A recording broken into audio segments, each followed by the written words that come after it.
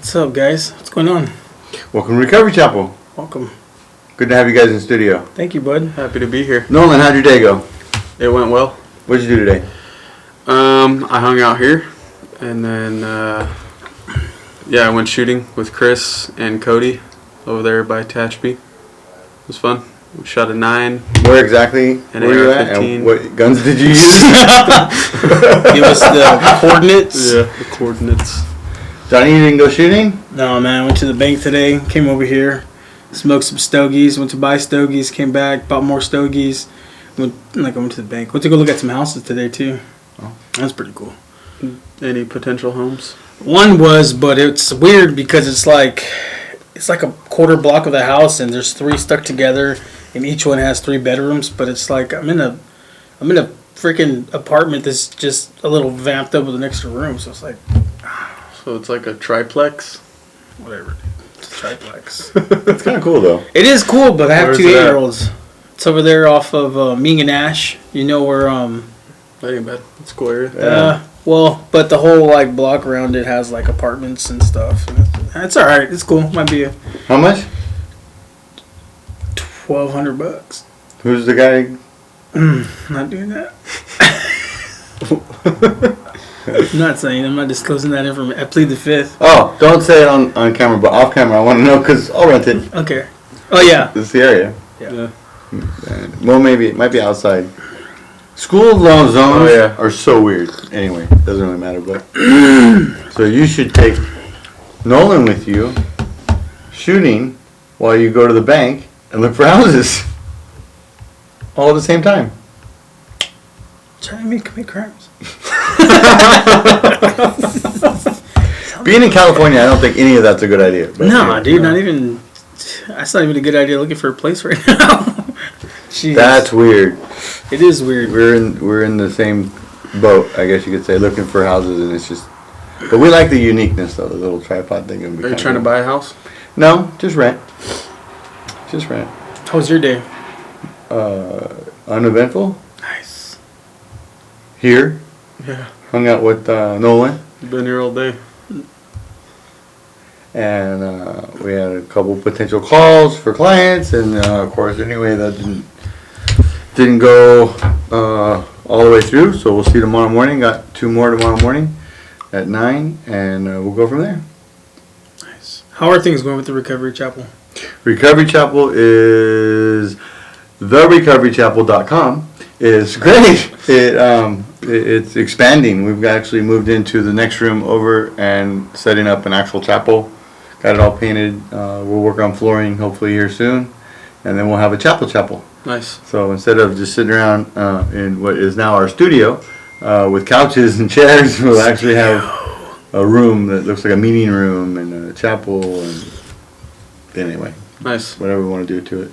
And then we'll get Nolan to speak. Yeah. Is that carpet? It is. That way the mic doesn't hear my coffee cup when it hits the table. Smart man. Genius. That's why they pay him the big bucks. The big buckaroos. Nolan, what are you coming up on? What year are we on? It'll be 4 years in 3.5 months.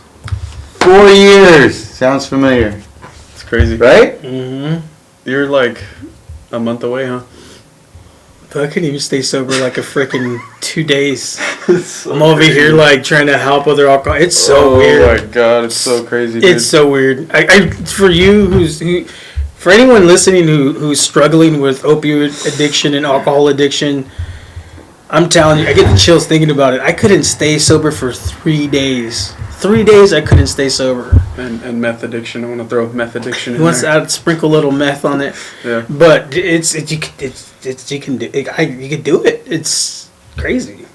Do you know anyone right now that's relapsed recently? Relapsed recently. Yeah. And it's just something that I've seen,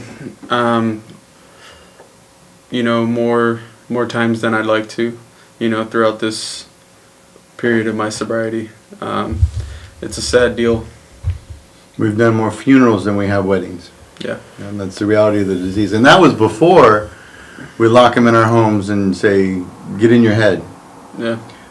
We have personal friends, most recently, that are relapsing at an accelerated rate. You want to look at some numbers on the news. Don't look at the coronavirus numbers. Look at the relapse numbers. Look at the alcoholism numbers. Look at domestic violence numbers. Those are increasing. We need our meetings back. I think a big part of that fellowship, that one-on-one, that FaceTime, was a huge factor. And I think we're realizing that more and more as we get deeper and deeper secluded. Internet's great. Zoom meetings are awesome. It's a lot of fun. We go to Zoom meetings across the nation, but there's just something that's that little element missing. Yep. That's what I was going to say too. You know, the Zoom meetings are like extremely useful, and you know, I'm sure they've been like a crutch or a band-aid, you know, essentially. It's something about like that person-to-person interaction, you know, at meetings or, you know, one-on-one, you know, sponsor type, you know, engagements that I want to say, like, you can feel God's presence, you know what I mean? I think that's right. What it is for me. The big book talks about that spiritual experience, and I think for a lot of us, we've had that spiritual experience throughout our times in the rooms, right? Yeah. Yeah. When I listen, you know, God speaks through my fellows. You know, that's why community and, like, the fellowship is so important. Man, if sobriety was as easy as a YouTube video, we would have been doing it a long time ago. Well, first of all, YouTube video is not very easy. It took a lot of time. Zoom, Skype, whatever. It's been around a long time. Yeah. And if it was that easy, then we would have just been doing it all. Oh, Billy's in the basement? Here's his Zoom number. Have him log in. He'll be fine. Yeah. No, that's not how it works. No. That's not how it works. Unfortunately. But I think, to be honest with you, I really found to enjoy it a lot. You know, it's pretty cool. It's going to be kind of, not hard, but there's going to be a transition. I mean, a lot of people are probably going to go to meetings, but also, too, maybe some people will be like, I shouldn't probably go. Zoom works out the same way. For me, I don't, who knows, you know? I miss my meetings. I miss seeing people like crazy. I miss hugging people. Like Nolan said, when you're working with, and I still have guys that I work with who are, you know, I meet with and I see, and then have that whole spiritual thing, which is amazing. But the whole, like, fellowship, everybody there, the meeting after the meeting, that's pretty cool. Like, if so, like, when I put it into perspective, like, you know, 4 years ago in August, being at the point that I was at, desperately needing help, you know, didn't know, you know, where to go. If I was referred to a Zoom meeting, I don't know that would have been like an adequate, you know, pull into recovery. And that's kind of a scary thought. The newcomer is where I think that's we're slipping. Yeah. Yeah, definitely. Great point. You're saying alcohol sales are through the roof right now because of what's going on. Sad, but was meant to be funny. They posted this meme, right, of a store. The lady took a picture of greeting cards, and it was roped off, and it said, "This is a non-essential item. We won't be selling this for as long." And then she went over to the Easter, like they had set up the Easter displays or whatever, and they were roped off, and they said the same thing. These are no longer an essential item, and we won't be selling from this department. And then she walked in the alcohol, and it's wide open. Yeah. I don't know about a recreational. You're free to drink if you're a normal person and you don't have the addictive gene, right? Okay, great, wonderful. God bless you. My hat's off to you. But here's the thing. Is that essential? Because you're hoarding toilet paper and alcohol. Sounds like a party. It's a weird What time is to be essential alive. and not, you know? How about those 4 little basic food groups that you taught a kindergartner? Maybe those are essential. No. I don't think beer was on that. 100 beers. Dude, Hops and barley. I think sometimes, like, The triangle's not big enough. if this would have happened to me when I was out there, if we got locked in and coronavirus, I probably would have just been like, I don't know. I would have used it as an excuse for something, and then if I would have got that stimulus check, I would have just got more high and just drown away everything. You know what I mean? Because it was bad enough that I couldn't turn to nobody. Now it's just like, you know, I would have took advantage of it in the victim role and just it would have amplified it more for me. I think Nolan's right too. It's different when it's like, hey, you know, come with me to a meeting rather than here's this social distance. I'm going to text you this ID number and that. That wouldn't have worked for me.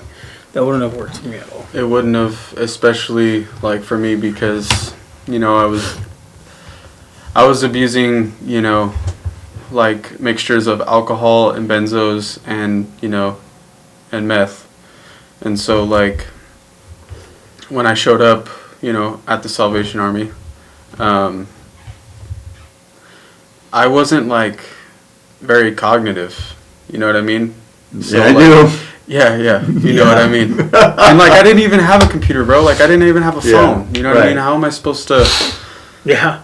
You know what I mean? I didn't have any of those resources, let alone the ability to like engage and like be able to log into a Zoom. As crazy as that sounds, man, like that's how far gone I was, you know? And those are the people that the Recovery Chapel is trying to reach, is the people that aren't, if they do have, I hate to say this, Obama phones or access to a computer, we're one step still in active society ultimately, right? Yeah.